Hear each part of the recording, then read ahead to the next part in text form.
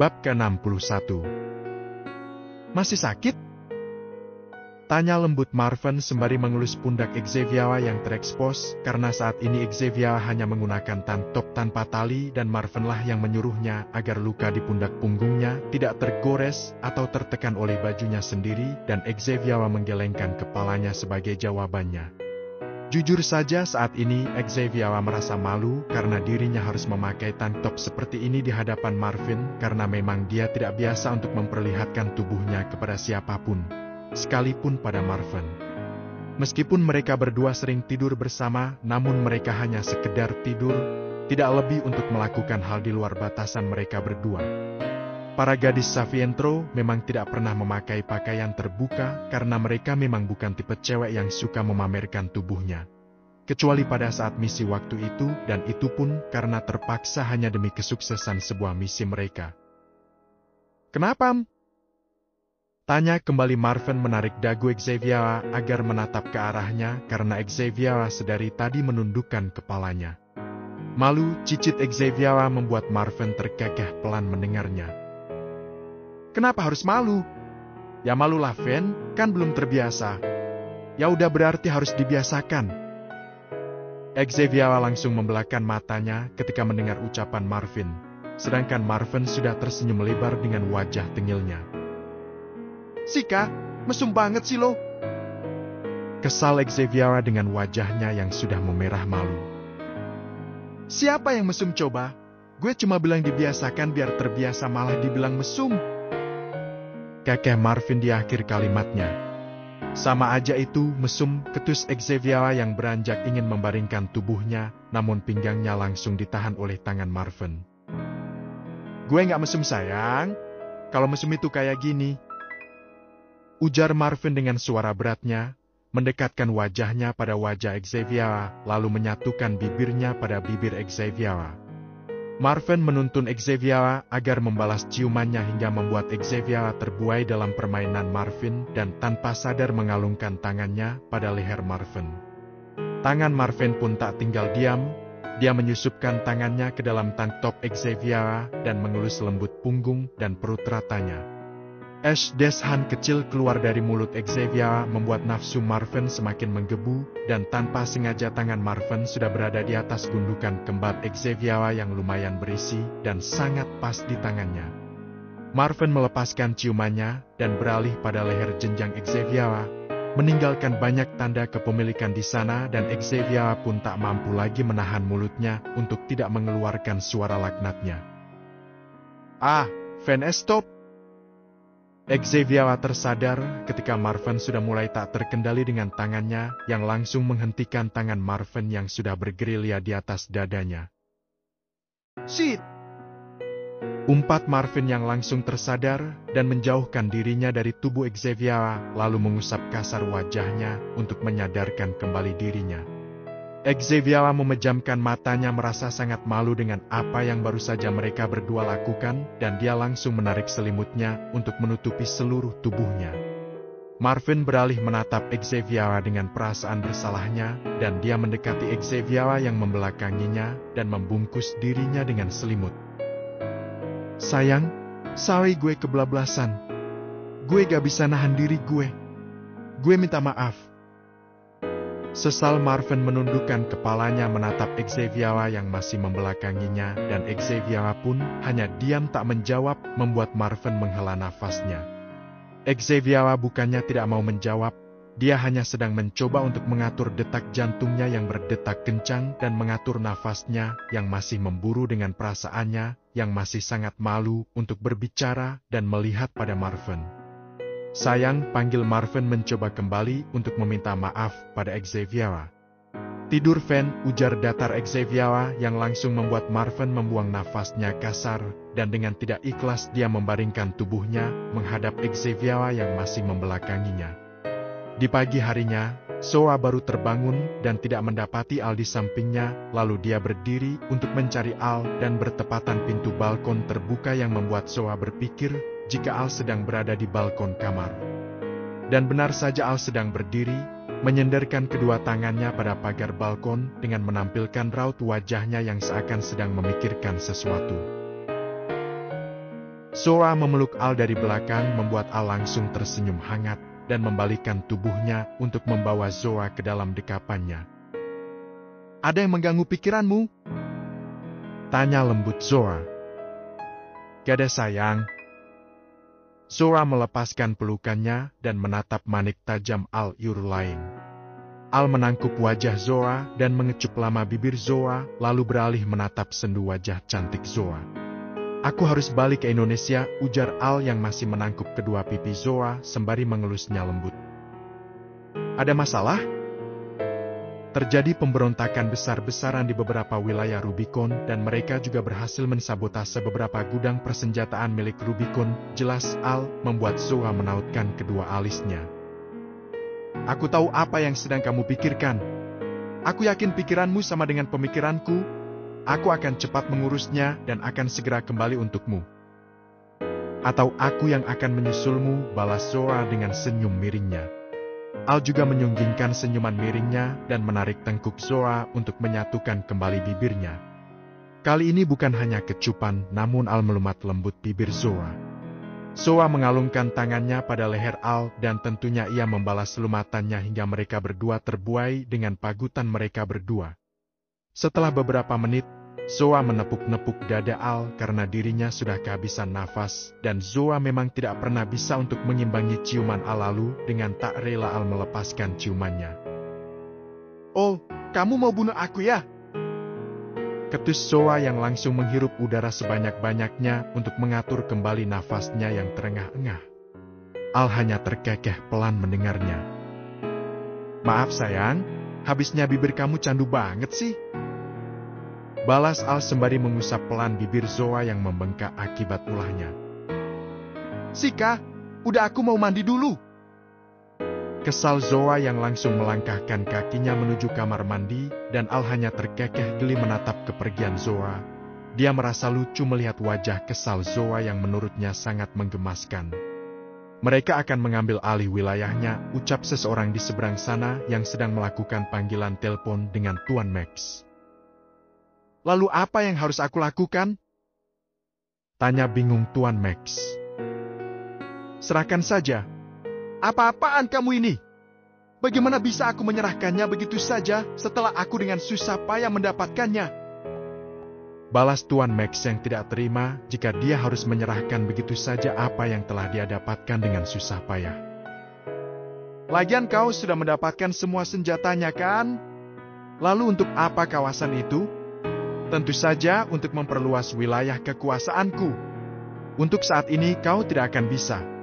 Percayalah padaku, ini bukan saatnya kau mengambil wilayah kekuasaannya."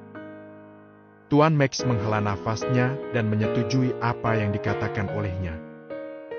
"Baiklah, tapi kapan aku bisa mendapatkannya?" "Secepatnya." Tuan Max memanggil tangan kanannya untuk menghadapnya, lalu tak lama dari itu, tangan kanannya telah berada di hadapannya. "Ada yang bisa saya bantu, Tuan?" Suruh pasukan yang berjaga di kawasan Savientro untuk mundur." Titah Tuan Max membuat tangan kanannya mengkerutkan keningnya bingung. "Tidak usah banyak bertanya, lakukan saja apa yang saya perintahkan," ujar kembali Tuan Max pada tangan kanannya yang sepertinya ingin bertanya apa alasannya. Lalu tangan kanannya menganggukkan kepalanya mengerti karena tak berani untuk membantah apapun. "Baik Tuan, saya permisi." Tuan Max hanya mengibaskan tangannya tanda mempersilahkan untuk tangan kanannya pergi keluar ruangan. Padahal mereka hanyalah sekumpulan gadis remaja, tapi kenapa kekuatan mereka susah sekali untuk dikalahkan? Sagara memang benar-benar pandai dan licik untuk mempersiapkan cucunya dalam mengambil alih semua kekuasaan dan kepemimpinannya. Dia juga tidak membiarkan orang lain mengambil sedikit pun apa yang dia miliki. Gumam Tuan Max yang selalu saja merasa heran pada kekuatan Savientro yang hanya dipimpin oleh gadis remaja, padahal dulu dia mengira ketika Tuan Sagara tiada, dia bisa dengan mudah mengambil alih sebagian kekuasaan Savientro. "Marvin!" teriak panik Xavier setelah dia melihat pantulan dirinya di cermin. "Kenapa sayang?" balas Marvin yang baru saja keluar dari kamar mandi dan langsung menghampiri Xavier. Apa yang udah lo lakuin? Geram Xavier menunjuk kiss mark yang terdapat banyak di leher dan di atas dadanya. Marvin hanya tersenyum kikuk dan menggaruk alisnya yang terasa tidak gatal. Maaf sayang, kan aku udah bilang kalau tadi malam aku kebablasan jadi gak sengaja ninggalin kiss mark di leher kamu. Ujar lembut Marvin yang mengubah panggilannya dengan aku kamu agar bisa meredam kekesalan Xavier. Ha Marvin, kalau nanti dilihat sama yang lain gimana? Panik Xavier membuat Marvin juga sedikit panik dan bingung. Dia takut jika Zoa mengetahuinya, bisa-bisa dia dihajar habis-habisan oleh Zoa. Ini emang gak bisa hilang ya? Tanya bingung Xavier yang mencoba menggosok lehernya. Gak bisa sayang, itu bisa hilang sekitar 2-3 hari. Jawaban Marvin barusan mampu membuat Xavier membulatkan matanya syak dengan mulutnya yang menganga. Seriusan? Tanya Xavier kembali memastikan dan Marvin dengan polosnya menganggukkan kepalanya. Damn it! Umpat Xavier lalu dia mondar-mandir memikirkan cara agar dia bisa menutupi kiss mark di lehernya. Marvin menghela nafas beratnya melihat Xavier yang mondar-mandir kebingungan, kemudian dia menahan bahu Xavier agar berhenti di depannya. Gak usah panik atau bingung kayak gini. Sampai kapanpun kamu gak akan nemuin solusinya. Terus gue harus gimana biar bisa nutupin ini? Geram Xavier pada Marvin yang kelihatan santai-santai saja, sekalipun Xavier sedikit menangkap raut panik di wajah Marvin. Dar. Suara gedoran keras terdengar kencang di pintu kamar Xavier membuat mereka berdua langsung menoleh ke arah sumber suara. Wih Xavier, Marvin, lo berdua ngapain di dalam anjir? Dari tadi gak keluar-keluar. Yang lain udah pada nungguin di bawah. Zoa sempat nyuruh gue buat nyusulin kalian berdua. Teriak Kanara mendumel tak jelas membuat Xavier dan Marvin menggulir bola matanya malas mendengarnya. Anjing ya lo berdua budet apa gimana sih? Suara gue udah melebihi tua ini, masih gak kedengeran sama kalian Wal bangun bang satet. Teriak kembali Kanara yang mengira Xavier dan Marvin masih tidur karena tak ada sautan dari mereka berdua. Kamu pakai sal aja dulu buat nutupin leher kamu, ujar Marvin berjalan untuk mendekati pintu kamarnya. Wah, ternyata kalian kebu banget, Bengki. Kalau sampai kalian berdua belum bangun dalam hitungan ketiga gue dobrak pintunya. Teriak Kanara yang sudah kepalang kesal karena tak ada sahutan sama sekali. 1, 2, 3. Au! Kanara langsung jatuh terhempas ke dalam karena bertepatan Marvin yang membuka pintunya dan Marvin memang sengaja menghindar agar tak terkena tubuh Kanara. Anjing lo ya! Bisa-bisanya ngebiarin gue jatuh! Gerutu Kanara sembari memegang bokongnya yang terasa nyilu dan Marvin hanya menatap malas pada Kanara. Bantuin kek! Malah dimaja kayak patung pancoran! Omel kembali Kanara lalu dengan malas Marvin mengulurkan tangannya membantu Kanara untuk berdiri. Xavier baru saja keluar dari walk-in closet dengan syal di lehernya membuat Kanara mengkerutkan alisnya bingung dan meletakkan punggung tangannya pada dahi Xavier. Gak panas kok, lo ngapa dah pakai syal? Perasaan cuaca hari ini gak dingin. Dia lagi ngerasa gak enak badan makanya kita juga telah turun ke bawahnya, ujar datar Marvin dan Kanara hanya manggut-manggut lalu berjalan lebih dulu keluar dari kamar Xavier. Ya udah ayo buruan ke bawah. Dari tadi kita udah lapar gara-gara nungguin kalian berdua. Omel kembali Kanara sebelum dirinya benar-benar meninggalkan kamar Xavier. Lalu Xavier dan Marvin bernafas lega karena Kanara yang tidak mencurigainya dan mereka berdua mulai berjalan keluar mengikuti Kanara di belakangnya. Nah ini nih Prince and the Princess kita udah dateng. Ujar Atala berniat menyindir Marvin dan Xavier namun mereka berdua hanya memasang muka tembok seakan tak peduli akan kekesalan para sahabatnya yang telah menunggunya. Zoa mengangkat sebelah alisnya merasa bingung melihat Xavier yang menggunakan syal di lehernya dan tentunya para sahabatnya pun juga heran. Kenapa lo? Tanya penasaran Brianna. Gak enak badan singkat Xavier dan para sahabatnya kecuali Zoa hanya berohria dan memulai sarapannya. Tentunya Zoa tak percaya begitu saja karena melihat wajah Xavier yang baik-baik saja dan Zoa bisa tahu jika Xavier sedang berbohong. Mungkin nanti dia akan mencari tahunya sendiri. 2 ulat bulu mau dilanjut apa dikasih Remisen? Tanya Raya setelah mereka semua selesai dengan sarapannya. Remisen jawab datar Zoa. Setuju sih, soalnya gue ngerasa sebenarnya mereka berdua hanya salah jalan aja. Makanya mereka ngeremehin duluan sebelum tahu yang sebenarnya padahal mereka berdua hanya merasa penasaran dan kaget aja. Kenapa klan sebesar ini bisa dipimpin oleh remaja seperti kita ini? Ujar Kanara berpendapat. Gue juga udah cari tahu informasi pribadi mereka berdua, dan ternyata kehidupan mereka lebih parah dari kita. Mereka berdua gak punya orang tua karena terlahir dari seorang pelacur yang langsung membuang mereka berdua dan mereka bertahan hidup dengan mengandalkan diri mereka sendiri. Mungkin lingkungan yang terlalu keras ngebuat karakter mereka seperti itu. Sambung Brianna yang juga ikut mengutarakan pendapatnya. Sayang juga sih sama kemampuan mereka berdua, soalnya jarang banget kita bisa nemuin kemampuan yang bisa menyetarai anggota inti. Papar Raya dengan pendapatnya. Pulau Onrus putus Zoa yang langsung diangguki oleh para sahabatnya. Lalu mereka semua berjalan menuju ke belakang markas untuk menemui Greta dan Amelie yang sedang digantung di atas kolam ikan piranha. Mereka berdua digantung dengan posisi kepala di bawah dan kaki di atas. Amelie dan Greta sendiri sudah tersadar dan sedari tadi berteriak minta dilepaskan dan diampuni. Tolong, lepaskan kami. Ampuni kami. Kami berdua benar-benar menyesal. Ujar Greta dan Amelie yang sudah menangis ketakutan karena di bawahnya terdapat ikan-ikan piranha yang sudah siap memakan tubuh mereka. Queen, tolong ampuni kami. Kami menyadari kesalahan kami. Kami janji tidak akan mengulanginya lagi dan tidak akan pernah lagi meremehkan orang lain sebelum kami mengetahuinya. Sesal Greta meminta ampunan pada Zoa yang sudah berada di pinggir kolam bersama dengan yang lainnya. Kita akan kasih kalian kesempatan, tapi kalau kalian bisa melewatinya.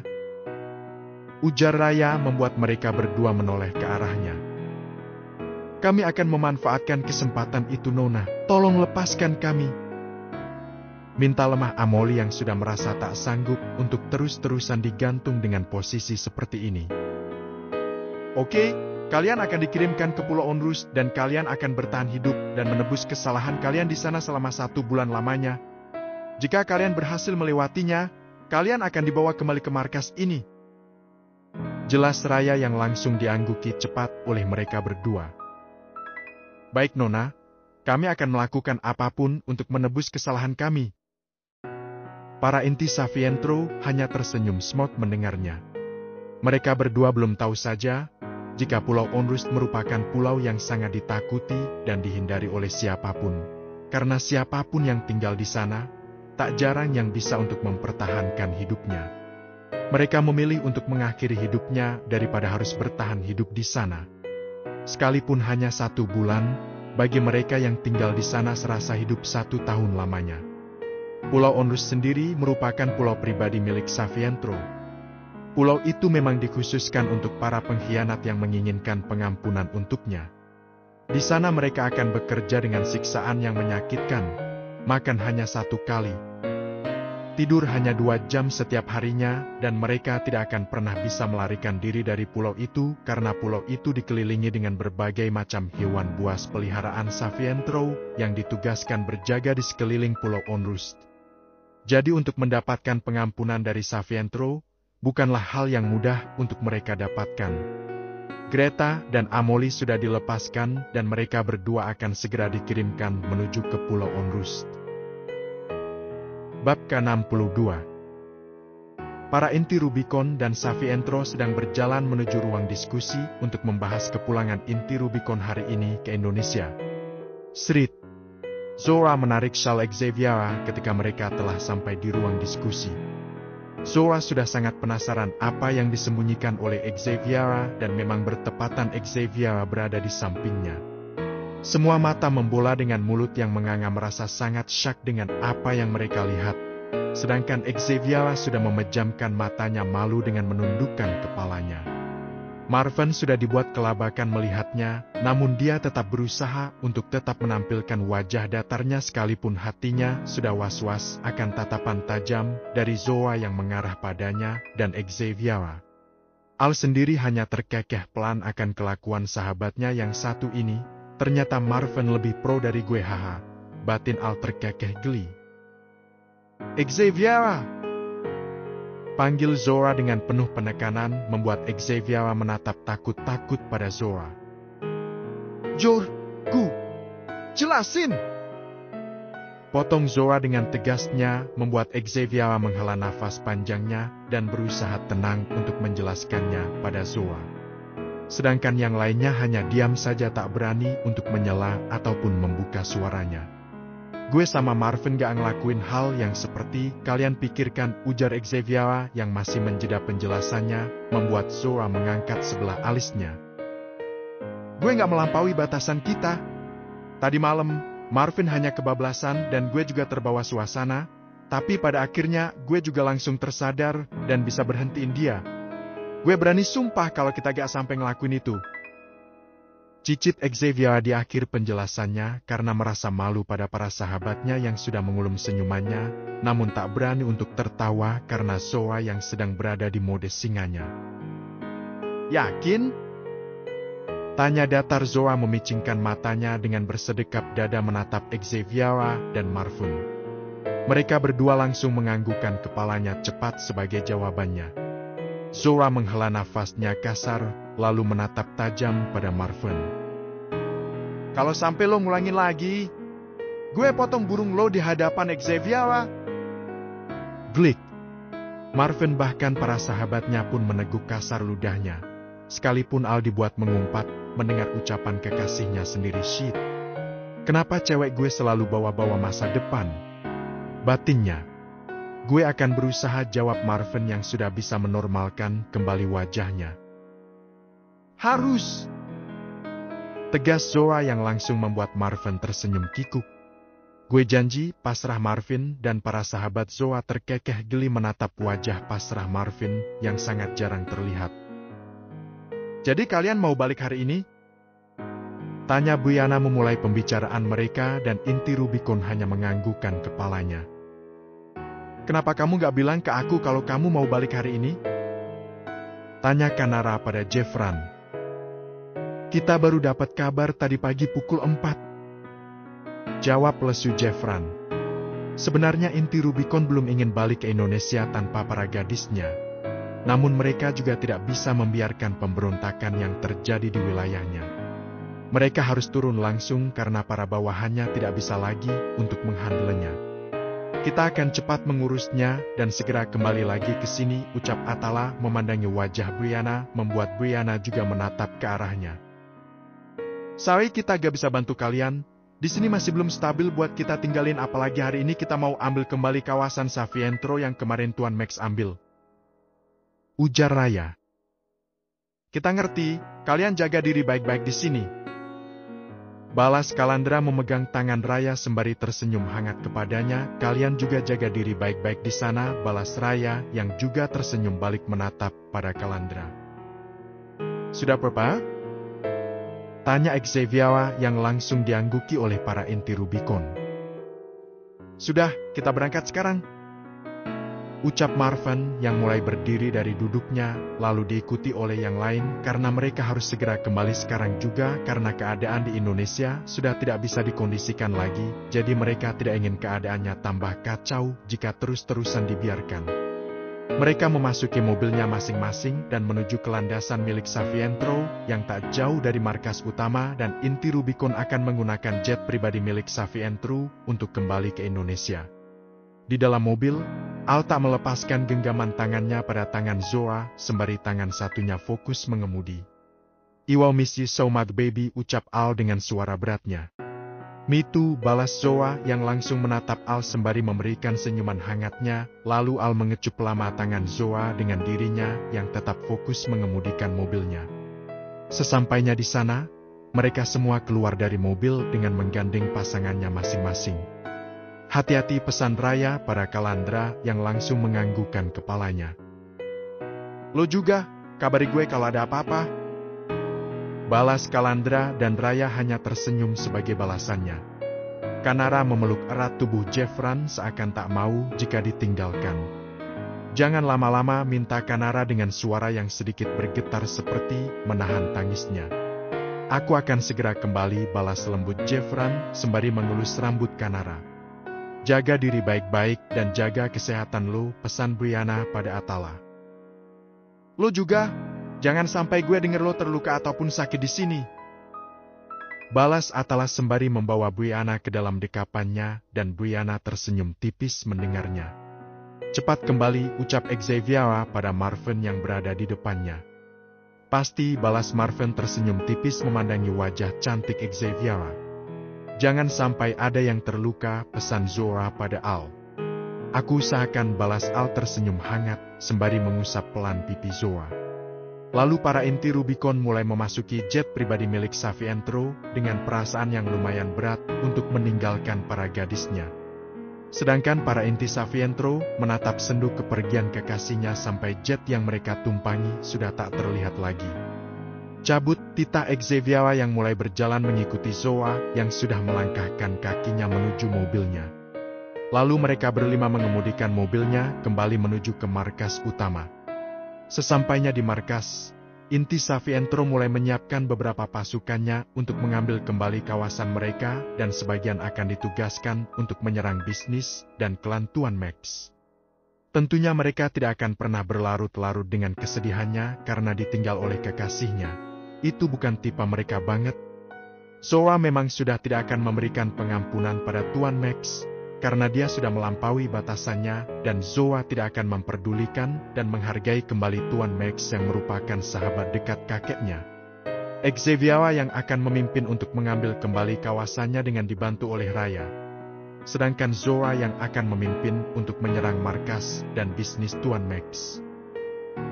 "Bri, retas data perusahaan Tuan Max, dan curi semua data penting miliknya, lalu hancurkan perusahaannya dalam waktu semalam," titah Zoa pada Brianna yang langsung diangguki olehnya, dan Brianna dengan cekatan memulai memainkan jari lentiknya di atas ipadnya. "Aneh, kenapa datanya sebagian sudah menghilang?" gumam Brianna mengkerutkan keningnya bingung setelah berhasil meretas data perusahaan Tuan Max. "Datanya sudah dicuri sebelumnya, dan waktunya hanya beda 5 menit dengan gue," sambung Brianna. "Queen, ada yang mengganjal. Data penting perusahaan milik Tuan Max sebagian sudah berhasil dicuri oleh seseorang. Gue gak bisa ngelacak siapa pelakunya," papar Brianna pada Zoa yang sedang fokus dengan layar monitor di depannya. "Biarkan saja, lanjut retas dan bobol sistem keamanan markas dan bisnisnya," titah kembali Zoa, dan Brianna hanya menurutinya saja tanpa berani untuk membantah, karena dia yakin pasti ada sesuatu yang tidak ingin Zoa beritahu. "Queen, lo nanti fokus nyerang markas utamanya karena di sana penjagaannya cukup ketat, tapi lo bisa dengan mudah untuk memasukinya. Pasukan elit dan Beta akan bersama lo. Gue udah sediain beberapa bom buat lo, dan gue akan fokus menghancurkan bisnis Tuan Max bersama pasukan Echo," tutur Kanara. Lalu mereka berpencar untuk menjalankan tugasnya masing-masing. Xavier dan Raya yang sudah sampai di perbatasan merasa heran kenapa tidak ada pasukan Tuan Max yang berjaga di sini. "Aneh, kenapa tidak ada penjagaan di sini?" heran Raya menatap sekeliling. "Lanjutkan perjalanan," titah Xavier yang tidak memperdulikannya karena dia tidak ingin membuang-buang waktunya. Dan setelah sampai di gudang persenjataan milik Savientro, tidak ada orang satu pun di sana alias kosong dan sepi membuat Raya dan pasukannya terheran-heran dan takut jika ini hanyalah jebakan. "Periksa sekeliling gudang dan semua kawasan di sini," titah Xavier yang langsung membuat pasukannya berpencar, dan ia pun juga ikut berkeliling bersama Raya. "Sepertinya ini jebakan," ujar Raya berasumsi. Tidak singkat Xavier membuat Raya menoleh ke arahnya dengan salah satu alisnya yang terangkat. "Tuan Max memang sengaja mengosongkan kawasan ini," sambung Xavier. "Alasannya?" tanya bingung Raya. Karena dia tahu jika kita bakal mengambil kembali kawasan ini. Menurut gue nggak deh Saf, soalnya itu bukan tipe Tuan Max banget, balas Raya dengan pendapatnya. Ingat apa kata Kanara? Ada orang besar di baliknya. Raya menebak dan mengingat apa yang pernah dikatakan oleh Kanara dan Xavier langsung menganggukkan kepalanya. Siapa?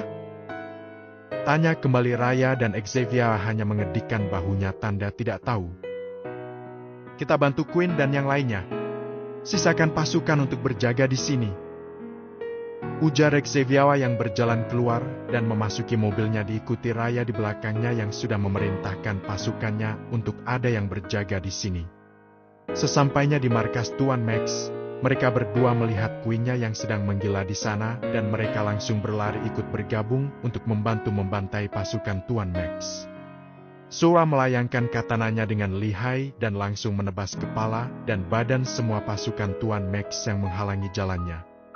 Sreyekat, Seratit, Dor, Begeh, Sreyet, Shutit, Jleb, Tak, Kraak, Bam, Duar.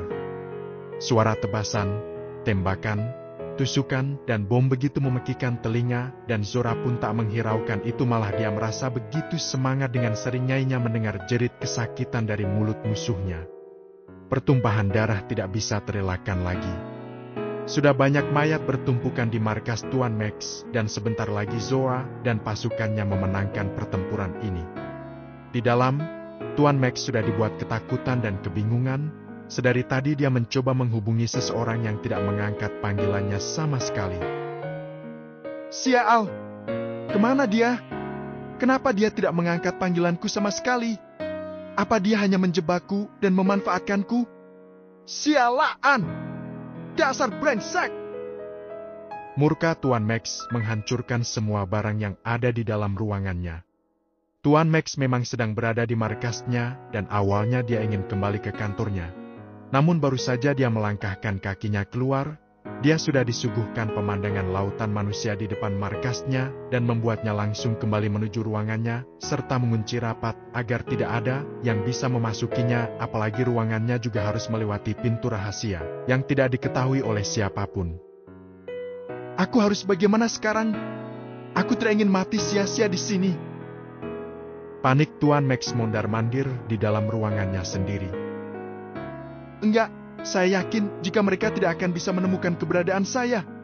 Saya akan tetap berada di sini sampai mereka pergi dari sini. Sambungnya yang berusaha untuk tenang dan mendudukkan dirinya di single sofa kebanggaannya. Sedangkan orang yang ditelepon oleh Tuan Max sedang bersantai sembari mengesap kopinya. Kau memang bodoh, Max. Desisnya sembari menyunggingkan senyuman miringnya. Di dalam pesawat, para inti Rubicon sedang disibukkan dengan pengaturan rencana dan strateginya untuk mengatasi semua masalah yang sedang terjadi pada klannya. Sudah tahu dalang dibalik ini semua? Tanya Kalandra pada Jeffran. Belum bisa ditembus. Dia bukan orang sembarangan. Kekuatannya bisa menyetarai kekuatan Rubicon dan Savientro. Jelas Jeffran yang sedang berkutat dengan laptopnya sedari tadi. Sepertinya dia memang sengaja memisahkan kita, ujar Atala berpendapat. Memang singkat Marvin membuat semua kecuali Al menoleh ke arahnya. Lo tahu sesuatu? Tanya Kalandra. Tidak, hanya menebak. Al? Panggil Atala. Selesaikan pemberontakan datar. Al membuat sahabatnya hanya menghela nafasnya dan menganggukkan kepalanya mengerti. Jeff, gudang persenjataan? Tanya Al. Sudah diatasi, nanti gue langsung terjun ke sana untuk memeriksa semuanya. Jawab Jeffran. BTW, gadis-gadis kita lagi nyerang markas Tuan Max dan bisnisnya. Sambung Jeffran yang baru saja mendapatkan informasi dari Buyana. Aman kan? Tanya Atala memastikan keadaan mereka. Aman. Sudah hampir selesai. Jawaban dari Jeffran membuat semuanya bernafas lega, lalu mereka kembali dengan kesibukannya masing-masing. Braak, braak, braak. Tuan Max tersentak kaget akibat dobrakan keras dari arah pintunya. Bagaimana bisa? Kenapa mereka bisa menemukanku? Panik Tuan Max, lalu dia mengambil pistolnya dan mengarahkannya pada pintu yang sebentar lagi akan terbuka. Klik. Door. Sit. Zora dengan cepat menghindari peluru yang dilayangkan oleh Tuan Max, dan dia langsung menembak balik tangan Tuan Max yang ingin kembali menarik pelatuknya. Door. Tak. Arf, teriak kesakitan Tuan Max yang terkena tembakan mengenai pergelangan tangannya dengan peluru yang menancap tepat di tengahnya. Sudah siap bertemu dengan Sang Pencipta? Ujar datar Zoa dengan seringai khasnya berjalan mendekati Tuan Max yang beringsut ketakutan.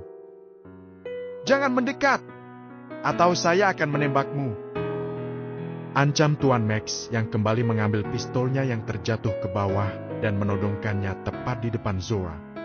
Zoa malah semakin menyunggingkan senyuman miringnya mendengar perkataan Tuan Max. Dia benar-benar iblis. Batin Tuan Max yang begitu ketakutan melihat Zoa dengan aura pekat pembunuhnya, apalagi tidak ada raut ketakutan dari Zoa sekalipun, dia menodongkan pistol ke arahnya. Seraat. Setes.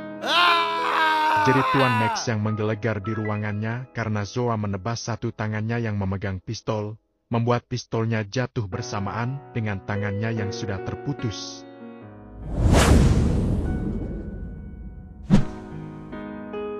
Zoa melemparkan dua pisaunya pada kedua mata Tuan Max yang semakin membuatnya menjerit kesakitan.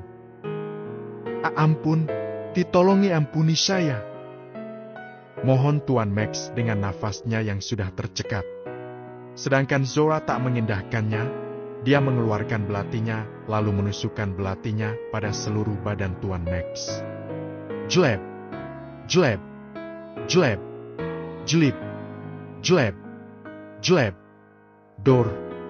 Terakhir, Zoa menembakkan pelurunya tepat pada kepala Tuan Max dan sedikit membuat kepala Tuan Max hancur dengan darah yang menyembur keluar ke arahnya. Tuan Max langsung tergeletak mati tak bernyawa dan Zoa dengan santainya melangkahkan kakinya keluar dari markas Tuan Max dengan darah di sekujur tubuhnya. Hancurkan, titah Zoa melalui earphone-nya.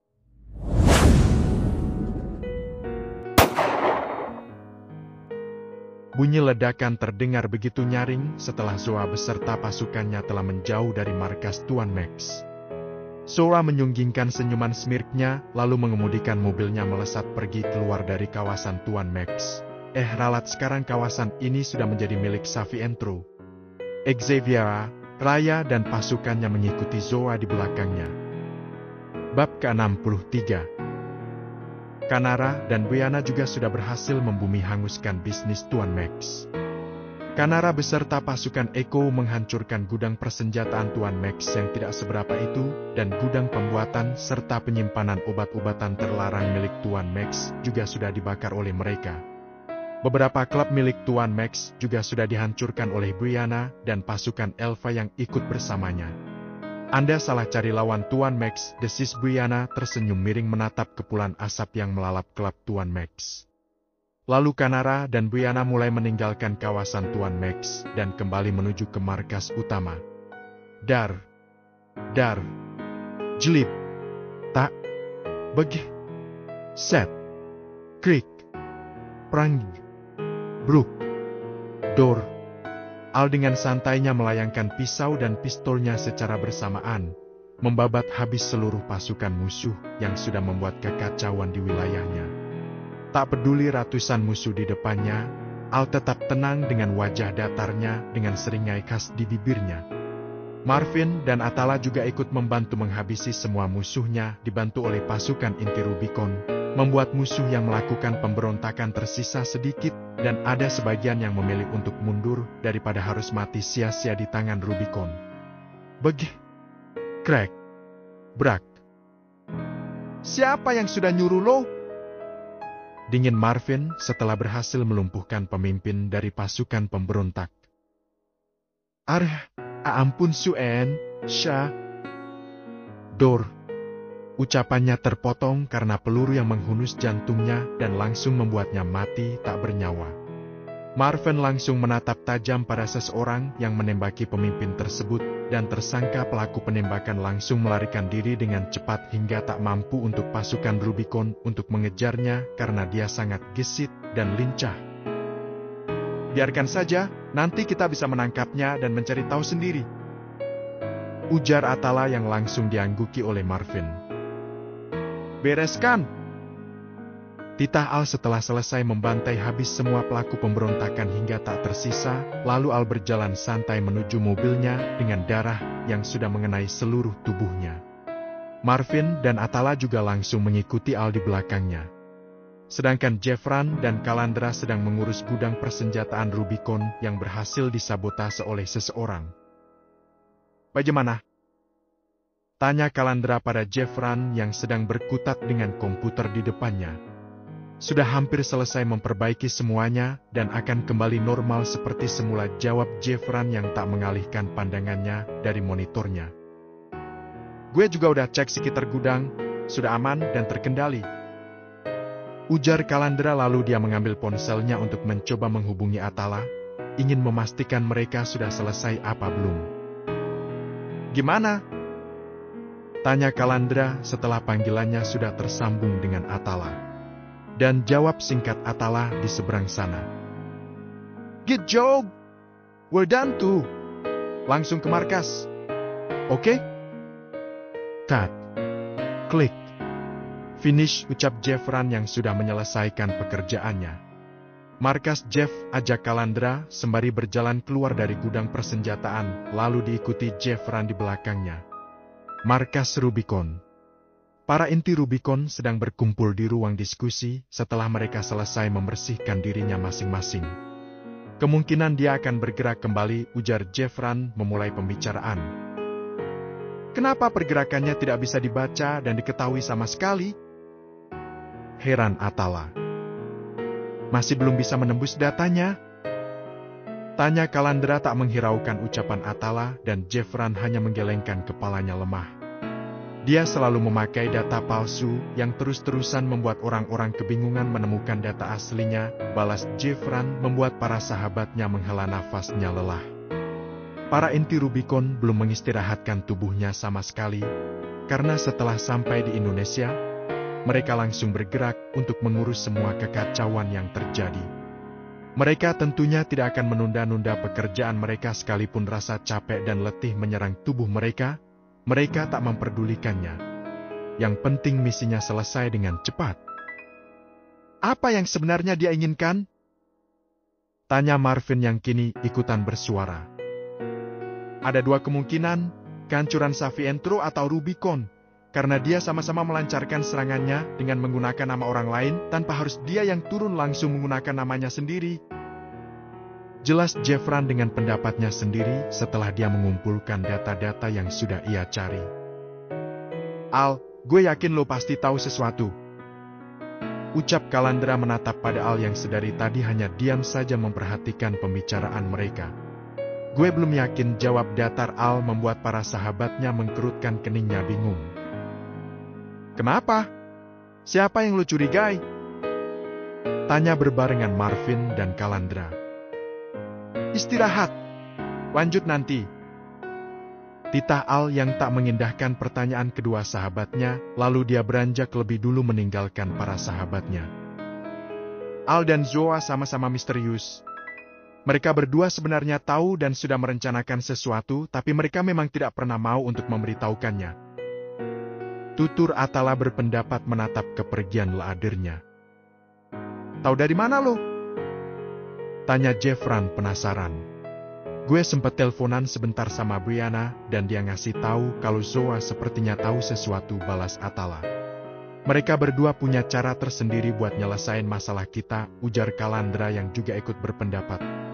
"Istirahat," singkat Marvin yang beranjak keluar ruangan, lalu ketiga sahabatnya juga ikut beranjak menuju kamarnya masing-masing. "Tas. Ayo cepat! Jangan berhenti! Kerjakan dengan benar!" bentak penjaga yang menjaga Greta dan Amoli yang sedang bekerja mengumpulkan dan membawa batu baru dan timah. "Tas. Tas. Cambukan dan bentakan terus-terusan didapatkan oleh mereka berdua. Sekalipun mereka sudah bekerja dengan benar, tetap saja mereka mendapatkan pukulan dan cambukan dari penjaga-penjaga di sini dan mereka tidak bisa melawannya karena kaki mereka dirantai dengan bola besi dengan berat 10 kilo di masing-masing kakinya yang membuat mereka juga kesulitan untuk berjalan. Gret, gue gak tahan di sini. Gue mau pulang. Ringis Amoli yang sudah meneteskan air matanya akibat rasa lelah dan sakit yang sudah ia rasakan. Padahal ini baru 1 hari masa pengampunan mereka. Masih ada 29 hari lagi untuk mereka terbebas dari hukumannya. Tahan Mol, ini juga udah jadi resiko kita yang udah cari masalah dengan inti Savientro. Balas lemah Greta yang merasa sangat lapar karena dirinya hanya diberi makan 1 kali. Tapi gue gak tahan Gret, kita bisa mati di sini kalau terus-terusan kayak gini. Greta langsung menggelengkan kepalanya. Gak mau, kita bisa bertahan di sini dan menebus kesalahan kita berdua. Setelahnya kita bisa terbebas dan menjadi bagian dari Savientro yang sudah menjadi impian kita dari dulu. Lo yakin kita bisa bertahan? Tanya Amoli tak yakin jika dirinya bertahan. Gue yakin. Kita bisa lewatin ini semua. Jadikan ini sebagai latihan kita untuk bertahan hidup dan menjadikan kita lebih kuat lagi. Balas mantap Greta yang sudah menekadkan dirinya untuk menjadikan ini sebagai pelajaran untuknya. Amoli menghela nafas panjangnya dan tersenyum tipis pada Greta. Demi hidup kita yang lebih baik lagi, kita akan berjuang bersama. Kita bisa, balas Greta yang ikut tersenyum menatap Amoli dan menyemangati dirinya sendiri dan Amoli jika mereka bisa melewati ini semua. Dah. Tas. Sudah istirahatnya? Sekarang kembali lagi bekerja. Titah salah satu penjaga yang memukul, menendang dan mencambuk Greta dan Amoli yang langsung membuat mereka berdua berdiri dan berjalan dengan kaki yang terseret-seret untuk kembali bekerja. Brukik. Greta, teriak Amoli yang melihat Greta jatuh pingsan dengan darah yang mengalir dari hidungnya. Tas. Siapa yang menyuruhmu berhenti, Sentak penjaga yang menendang punggung Amoli dan langsung mencambuknya kembali. Tetapi itu sahabat saya pingsan tuen, ucap Amoli terbata-bata akibat nafasnya yang sudah mulai tercekat. Kembali bekerja! Dia yang akan kami urus. Bentaknya lagi dan Amoli berusaha untuk berdiri sekalipun badannya sudah terasa remuk dengan rasa perih di sekujur tubuhnya. Lalu para penjaga membawa pergi Greta, bukan untuk diobati, melainkan hanya dipindahkan ke ruang khusus pekerja yang terbiasa pingsan. Saat ini, inti Savientro sedang berkumpul di ruang IT sembari ingin menikmati kehancuran perusahaan Tuan Max malam ini. Semua dana sudah masuk ke dalam rekeningnya Savientro, tapi hanya separuh dari kekayaan Tuan Max, karena separuhnya lagi sudah ada yang mengambilnya lebih dulu. Jelas Buyana membuat para sahabatnya kecuali Zoa menoleh ke arahnya. Siapa? Tanya serempak Kanara dan Raya. Buyana hanya mengedikkan bahunya, gue gak bisa nembus identitasnya. Kemampuan lo menurun, Bri. Tumben banget lo gak bisa nembus data seseorang. Ejek Raya yang langsung membuat Buyana dongkol mendengarnya. Sika, gue udah berusaha sebisa dan semampu gue dan emang tuh orang gak bisa dilacak dan ditembus sama sekali. Dia licik banget dan mainnya juga bersih banget sampai pergerakannya gak ketahuan sama sekali. Decak kesal Buyana mencoba membela dirinya karena tak terima Raya meremehkan kemampuannya. Dia memang bukan orang sembarangan lagi, dia sepertinya sangat tahu cara bermain kita. Ucap Kanara yang sedang memikirkan sesuatu. Jangan bilang dia orang-orang Savientro yang berkhianat dan berniat untuk balas dendam, tebak Raya mencoba menerka-nerka seakan mengingatkan dirinya pada Keira. Siapa, Mang? Semua pengkhianat udah dilenyapkan kali dan gak ada yang tersisa satupun. Balas Buyana. Queen panggil Xavier pada Zoa yang sedari tadi hanya diam saja, memejamkan matanya dengan kepalanya yang menyender pada sofa. Jangan ada yang keluar tanpa pengawasan, ucap datar Zoa tanpa membuka matanya, membuat sahabatnya kebingungan dengan ucapannya. Maksudnya Queen? Zoa membuka matanya dan menatap satu-satu sahabatnya. Gak ada yang boleh keluar tanpa seizin gue, termasuk kalian. Ucap kembali Zoa lalu beranjak meninggalkan para sahabatnya yang masih kebingungan dengan ucapan Queen-nya. Turuti saja apa yang dikatakan Zoa, ujar Xavier yang mulai berdiri dan berjalan keluar menuju kamarnya. Boyana, Raya, dan Kanara saling pandang satu sama lain dan menghela nafasnya lalu beranjak menuju kamarnya masing-masing. Belum tidur? Tanya Al pada Zoa yang sedang melakukan panggilan video dengannya. Di London menunjukkan pukul 11 malam, sedangkan di Indonesia saat ini sudah menunjukkan pukul 6 pagi. Makanya Al menanyakan itu karena melihat Zoa yang sepertinya belum tertidur sama sekali. Padahal Al juga hanya tidur beberapa jam saja karena dirinya yang tidak bisa tidur nyenyak jika bukan bersama Zoa.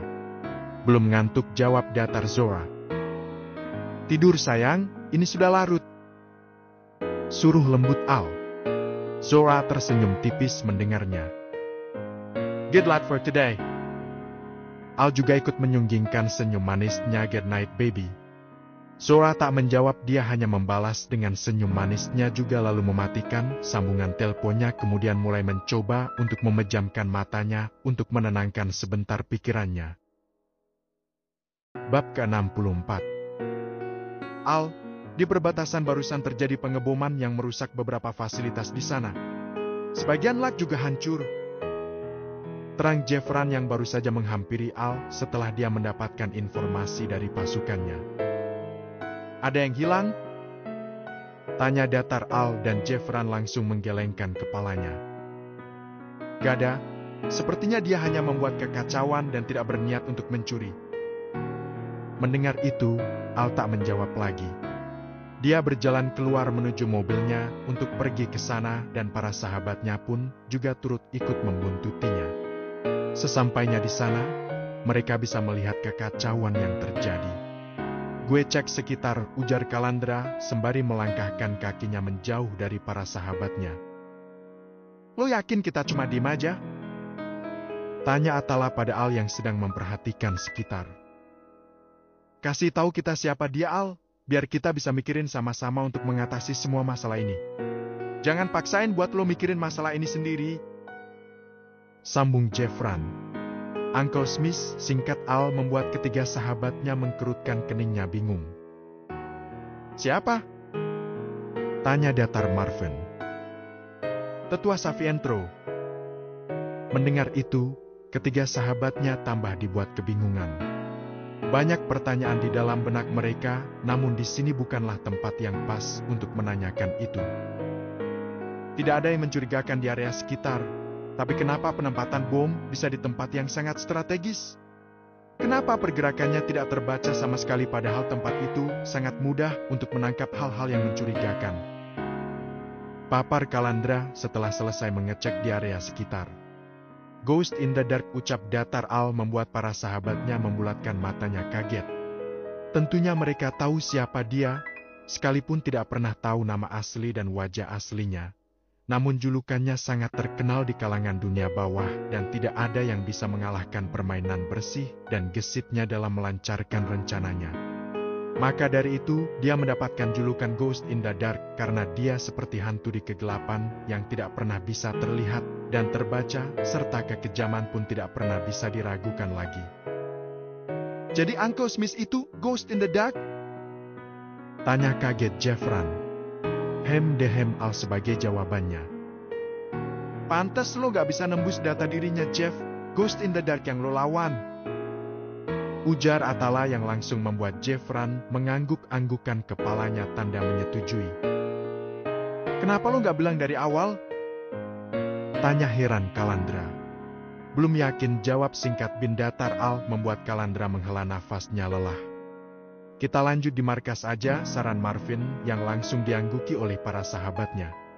Bereskan dan bangun kembali yang rusak, titah Kalandra pada salah satu pemimpin pasukan inti Rubicon, lalu dia berjalan mengikuti para sahabatnya yang sudah lebih dulu menuju mobilnya.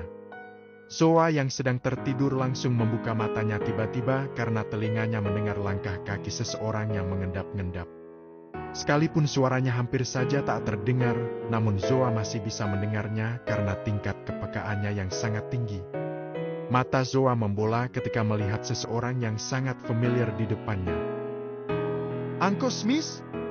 Halo Zoa, sudah lama tak jumpa ya? Ternyata kemampuanmu semakin hebat selama saya tidak ada. Ucap Smith dengan senyum miringnya, melangkahkan kakinya mendekati Zoa. Sedangkan Zoa langsung mendatarkan kembali wajahnya dan menatap datar padanya. Apa maumu Uncle? Tanya datar Zoa tidak ingin basa-basi. Hei, kau ternyata masih sama. Tidak suka berbasa-basi seperti kakekmu. Kakek Smith selalu mendudukkan dirinya pada single sofa milik Zoa yang langsung menghadap kepada Zoa. Katakan. Pastinya kau tahu apa mauku, ucapnya menyunggingkan senyum smirknya. Zoa hanya menghela nafasnya malas dengan membuang mukanya malas menatap orang di depannya. Engkau pasti tahu jawabannya. Berarti kau memilih kehancuran orang-orang tersayangmu, seringai Smith menatap remeh pada Zoa. Beberapa hari sebelumnya, Zoa memang sudah mendapatkan pesan anonim yang berisikan untuknya menyerahkan kepemimpinan Savientro padanya. Jika Zoa tidak mau, dia akan menghancurkan orang-orang terdekat dan tersayangnya. Awalnya Zoa tidak tahu jika pengirim pesan anonim itu adalah Uncle Smith, karena dia tidak bisa menembus datanya sama sekali. Zoa baru mengetahui jika itu Uncle Smith akibat kejadian-kejadian yang terjadi beberapa hari ini. Zoa tentunya tahu bagaimana cara bermainnya oncelenya ini. Namun Zoa belum tahu bagaimana cara mengalahkannya karena Uncle Smith merupakan gurunya sekaligus paman yang baik baginya dan bagi para sahabatnya. Kenapa engkau melakukan ini? Lirih datar Zoa menatap Uncle Smith kembali. Kau yang membuatku seperti ini, Zoa, geram Smith ketika mengingat kembali kejadian 3 tahun lalu.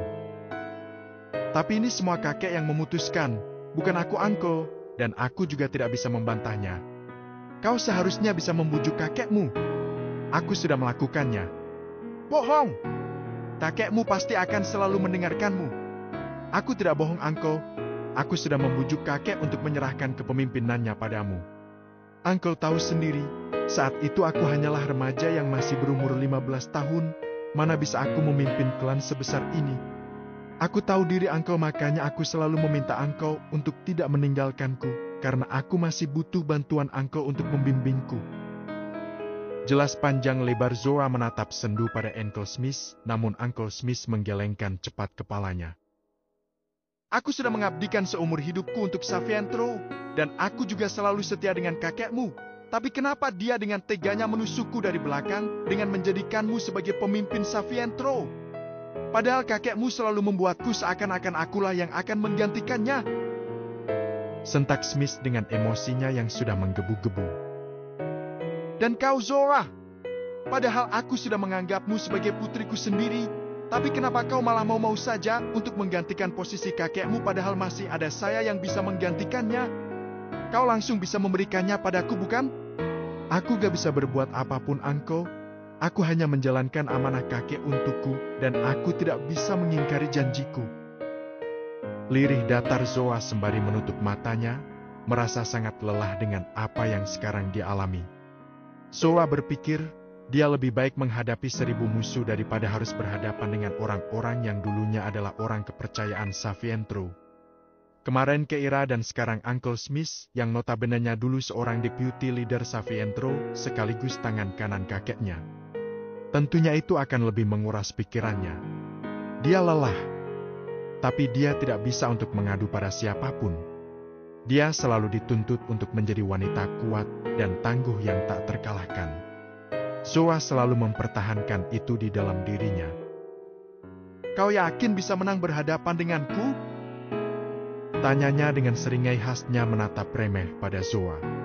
Aku akan selalu mempertahankan apa yang sudah menjadi tanggung jawabku, tegas Zoa dengan tajam-tajamnya menatap datar pada pamannya. Baiklah, jika itu pilihanmu, padahal aku datang baik-baik agar tidak merugikanmu, tapi kamu sudah memilih jalanmu, Jadi bersiaplah untuk kehancuran orang-orang terdekatmu. Kenapa engkau kembali setelah 3 tahun menghilang? Tanya Zoa yang tak memperdulikan ucapan unculnya. Aku pikir setelah aku meninggalkan Savientro, klan ini akan hancur perlahan karena dipimpin oleh bocah ingusan sepertimu. Tapi ternyata aku salah. Savientro lebih besar ketika berada di tanganmu. Ternyata kau sangat hebat. Aku itu, padahal kau dulu tidak pernah bisa mengalahkanku ketika kau berlatih denganku, makanya aku tidak yakin kau bisa memimpin klan sebesar ini.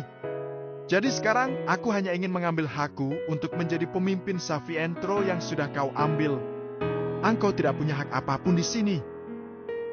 Bantah tegas Zoa. Aku menjadi pemimpin di sini, mengerti? Tekan Smith lalu melangkah kakinya keluar dari kamar Zoa dan Zoa hanya menatap datar kepergiannya. Apa yang harus Zoa lakukan? Zoa membatin dengan memejamkan matanya. Dia bingung apa yang harus dia lakukan. Di sisi lain dia tidak ingin Uncle Smith menyakiti orang-orang tersayangnya, namun dia juga tidak bisa memberikan kepemimpinannya padanya karena amanah kakek dan sumpahnya pada kakeknya. Flashback on. Saat ini, Tuan Sagara berada di rumah sakit karena keadaannya yang semakin melemah akibat penyakit jantungnya yang kembali kambuh, apalagi usia kakeknya yang sudah tidak muda lagi membuat tubuhnya rentan sekali terhadap penyakit, dan Zoa dengan setia menemani serta menjaga kakeknya. Tuan Sagara mengambil tangan Zoa dan menggenggamnya. Zoa, usia kakek sudah tidak muda lagi dan mungkin umur kakek juga tidak akan lama lagi.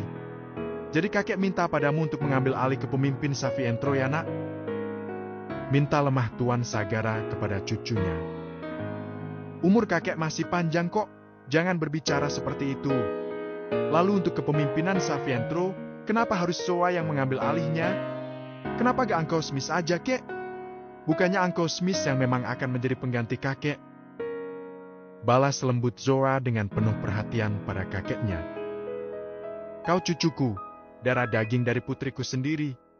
Smith hanya anak angkatku nak, jadi aku hanya bisa percaya padamu dan mempercayakan Savientro padamu. Uncle Smith sama-sama bisa dipercaya kek, kenapa kakek bilang seperti itu? Sekalipun Uncle Smith hanya anak angkat kakek, tapi dia sudah menjadi seperti anak kandung kakek dan paman bagi Zoa. Uncle Smith yang selalu menemani perjalanan kakek dan membantu kakek dalam membangun kejayaan Savientro. Jadi Uncle Smith yang lebih pantas untuk menggantikan kakek dan memimpin klan. Zoa juga masih berumur 15 tahun. Zoa masih kecil. Zoa belum siap untuk menanggung tanggung jawab sebesar itu. Tolak halus Zoa mencoba memberi pengertian pada kakeknya. Bersumpahlah atas namaku sendiri untuk kau mengambil alih kepemimpinanku dan menjadi pemimpin klan yang adil, kuat dan tidak mengenal belas kasih.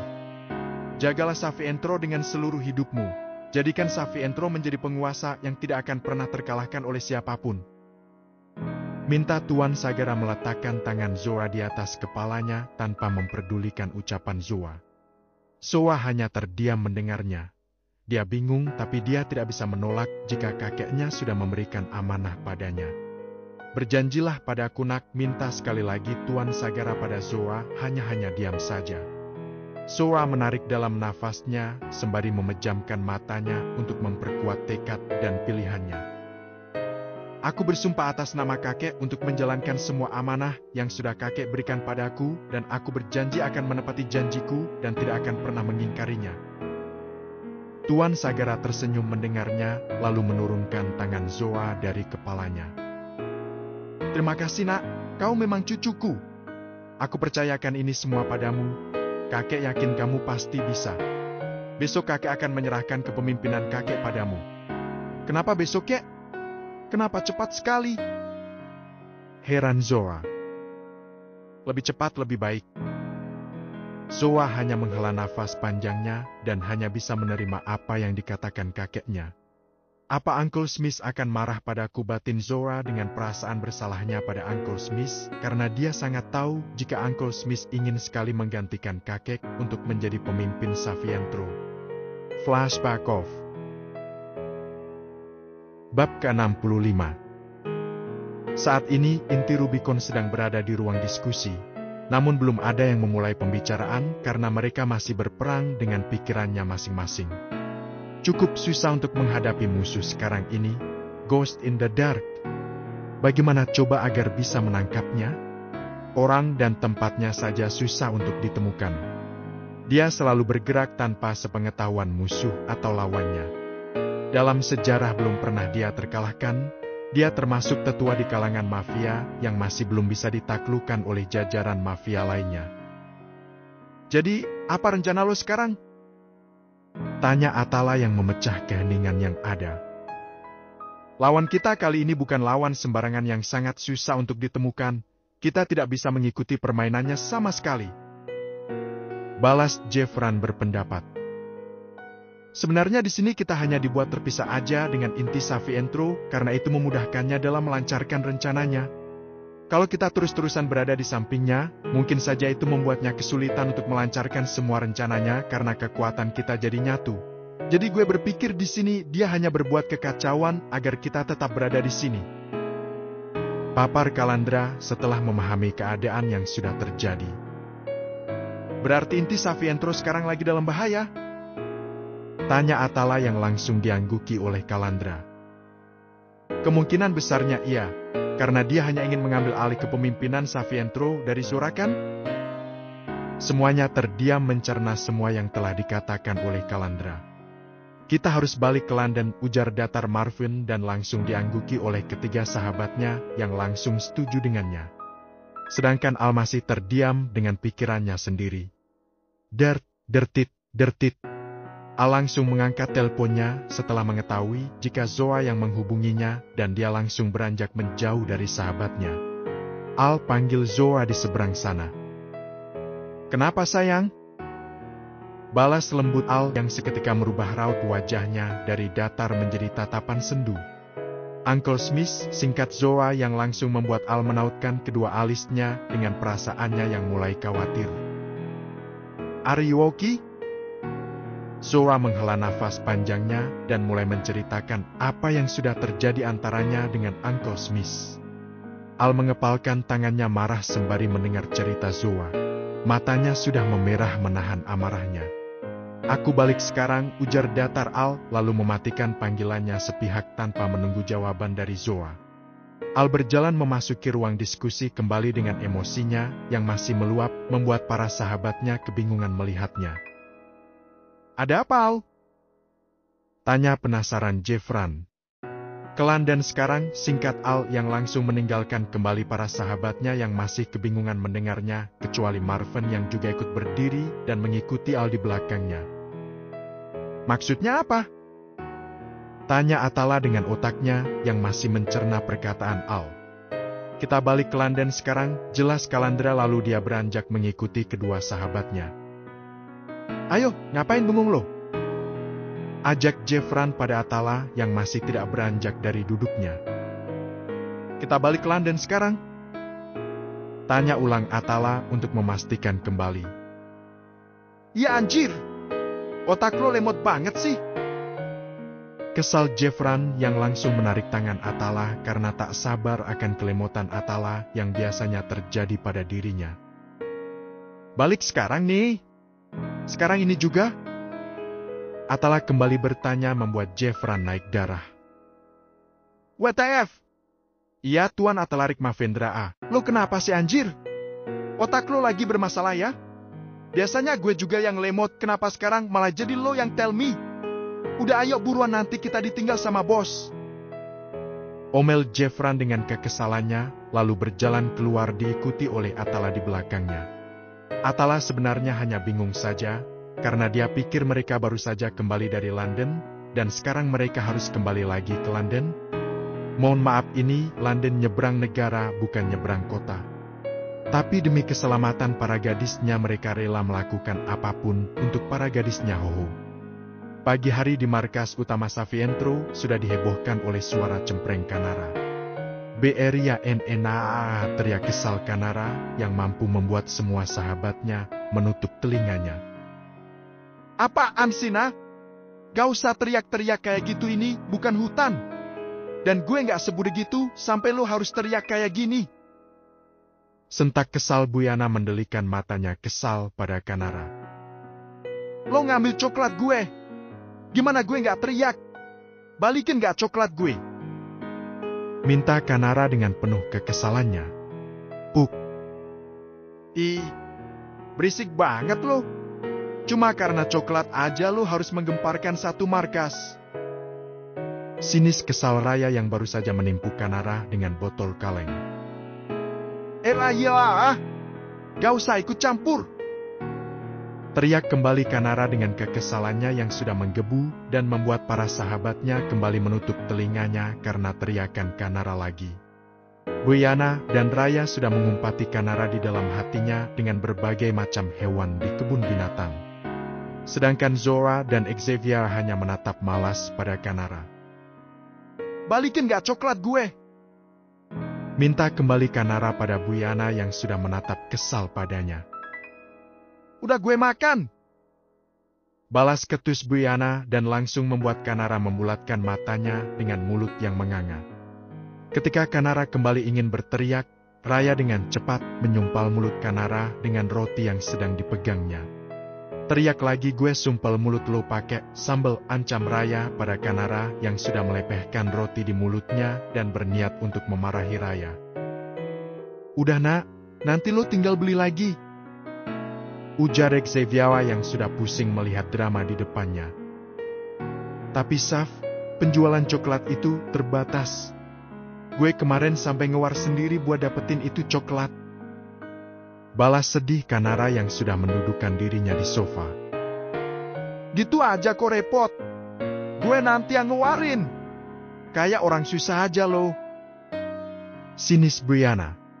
No Buyana yang bakalan beliin coklat lo, tambah Raya dan langsung membuat Kanara berwajah sumringah. Hei, gue lupa kalau gue punya sahabat yang pinter dalam bidang IT. Thank you Buyana. Senang Kanara memeluk tubuh Buyana. Raya dan Buyana hanya menggulir bola matanya malas melihatnya. Sudah? Tanya datar Zoa dan langsung membuat para sahabatnya menatap ke arahnya. Sudah hehe, balas Kanara memperlihatkan deretan giginya. Ada sesuatu? Tanya Xavier yang merasa jika ada yang mengganggu pikiran Zoa.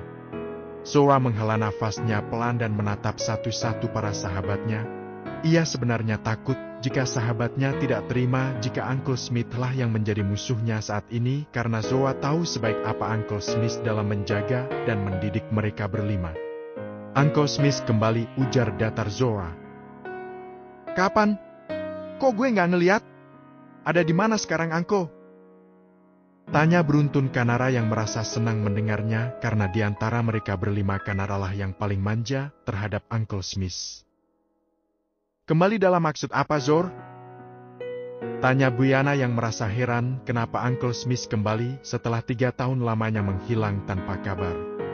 Uncle ingin mengambil alih kepemimpinan gue, balas Zoa tetap dengan nada datarnya dan mampu membuat para sahabatnya membulatkan matanya kaget. Seriusan lo? Ucap Raya. Kenapa? Lirih Xavier seperti tidak percaya dengan apa yang didengarnya. Uncle ingin mengambil haknya kembali. Apa adalah yang dibalik semua kekacauan yang terjadi ini Uncle Smith? Tanya kembali Buyana yang langsung diangguki oleh Zoa. Lo udah tahu dari awal? Tanya Raya. Gue minta kalian jangan sampai ada yang keluar sendiri, minta Zoa tak mengindahkan pertanyaan Raya. Kenapa Queen? Tanya heran Buyana. Zoa menceritakan apa yang sudah terjadi tadi malam antaranya dengan Uncle Smith tanpa ada yang dikurangi maupun ditambah-tambahkan. Keempat sahabatnya menggelengkan kepalanya seperti tidak bisa mempercayai apa yang Zoa ceritakan. Kenapa Uncle Smith berubah? Lirih Kanara sembari menundukkan kepalanya lemah. Semua orang bisa berubah kapan saja nak, ujar Buyana mencoba memberi pengertian pada Kanara. Rencana lu apa sekarang? Tanya Xavier pada Zoa. Menjaga kalian, balas datar Zoa membuat para sahabatnya terenyuh mendengarnya. Kita hadepin Uncle sama-sama, ucap Raya tersenyum hangat untuk memberikan semangat serta meyakinkan mereka semua agar mereka selalu bersama-sama. Gue bakalan nyoba buat lacak keberadaan Uncle Smith. sekalipun sedikit kemungkinan untuk menemukannya. Lirih Brianna di akhir katanya, karena dia juga tahu bagaimana cerdiknya Uncle Smith dalam menyembunyikan identitas dan keberadaannya. Setidaknya lo udah berusaha, respon Xavier sembari menepuk bahu Brianna. Inti Rubicon sedang perjalanan ke sini, ucap Zoa memberitahukan kepada para sahabatnya yang memang belum tahu jika inti Rubicon sudah kembali lagi ke sini. Secepat itu? Heran Raya. Memangnya keadaan markas di sana sudah aman, kok mereka sudah balik lagi ke sini? Sambung Brianna. Sepertinya mereka tahu, kalau mereka memang sengaja dipisahkan dari kita agar Uncle Smith mudah untuk menjalankan rencananya tanpa gangguan dari Rubicon yang melindungi kita. Ujar Kanara berpendapat. Gue juga berpikiran seperti itu, balas Xavier yang juga setuju dengan pendapat Kanara. Kita tunggu aja mereka, datar Zoa yang langsung diangguki oleh para sahabatnya, lalu mereka kembali pada tugasnya masing-masing. Ternyata sudah perjalanan kembali ke London? Baiklah, mari kita mulai permainannya. Ucap Smith dengan menyunggingkan senyum smirknya. Dia sedang menatap monitor di depannya yang menunjukkan rekaman semua aktivitas di markas utama Savientro. Tentunya tidak ada yang menyadari jika semua CCTV markas sudah diretas olehnya. Kalian hanyalah bocah ingusan. Tidak ada bandingannya dengan saya. Desis Smith meremehkan para inti Savientro dan Rubicon. Lebih cepat, lebih baik kan? Lanjutnya dengan seringainya, lalu berjalan santai meninggalkan ruangannya. Brianna saat ini sedang berkutat dengan komputernya. Dia sedang berusaha untuk melacak keberadaan Uncle Smith. Sudah hampir 4 jam dia tak meninggalkan komputernya sama sekali. Dia tetap berusaha dengan mengeluarkan semua kemampuannya. Sid, kenapa susah sekali untuk menembus data diri Uncle Smith? Lelah Brianna yang tak kunjung mendapati apapun dengan apa yang ia kerjakan. Ternyata engkau tidak memberikan semua ilmunya padaku, pasrah Brianna menghembuskan nafasnya lelah. Padahal saat ini di belakangnya sudah ada seseorang dan Brianna tidak menyadarinya. Seperti hantu yang tidak terlihat sama sekali. Uncle Smith bisa dengan mudahnya memasuki markas utama Savientro tanpa disadari oleh siapapun. Zoa yang sedang memeriksa CCTV markas, tiba-tiba saja matanya membola ketika melihat keberadaan Uncle Smith yang sudah berada di markasnya dan saat ini dia berada di ruang IT bersama dengan Brianna. Pete, tiba-tiba saja rekaman chat-nya mati dan Zoa langsung berlari menuju ruang IT untuk menyelamatkan Brianna yang kemungkinan besar saat ini sedang dalam bahaya. Ketika Zoa sudah sampai di ruang IT, dia tidak menemukan keberadaan siapapun di dalam sana. Shit! Umpat Zoa dengan mengepalkan tangannya marah, lalu menekan tombol emergency agar semua pintu akses keluar masuk markas segera ditutup. Ada apa, Queen? Tanya panik Raya yang langsung menghampiri Zoa, begitupun dengan Xavier dan Kanara. Cari Brianna! Uncle Smith berhasil menculik Brianna. Dia pasti belum keluar dari markas ini. Titah Zoa yang langsung berlari menyusuri semua area markas, diikuti oleh ketiga sahabatnya yang sudah dilanda dengan kekhawatiran setelah mendengar ucapan Zoa. Dan mereka pun juga sudah memerintahkan semua pasukannya untuk melacak keberadaan Brianna.